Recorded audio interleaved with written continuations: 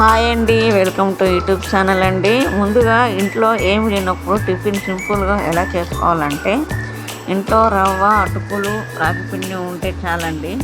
ఇవంతా ఒక బౌల్లో తీసుకొని కొంచెంసేపు నానబెట్టుకొని అటుకులు, రవ్వ అనేది నానబెట్టుకున్న తర్వాత ఒక మిక్సీ జార్ అనేది తీసుకొని అందులో అటుకులు, ఇడ్లీ రవ్వ పిండి వేసేసుకొని బాగా గ్రైండ్ చేసేసుకొని దాన్ని ఏం చేస్తారంటే ఒక బౌల్లో అనేది తీసుకొని తర్వాత రాగి పిండి బాగా కలుపుకొని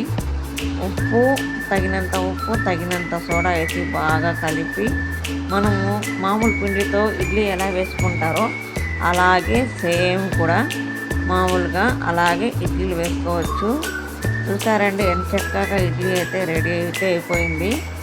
చాలా టేస్ట్గా ఉంది. మా ఇంట్లో అయితే కర్రీ పచ్చడి అయితే చేయలేదు, కర్రీ అయితే ఉంది. బెండకాయలు మటన్ కర్రీ పులుసుది, అది ట్రై టేస్ట్ చేసాము. చాలా టేస్ట్గా ఉంది. నచ్చితే లైక్ చేయండి, సబ్స్క్రైబ్ చేసుకోండి.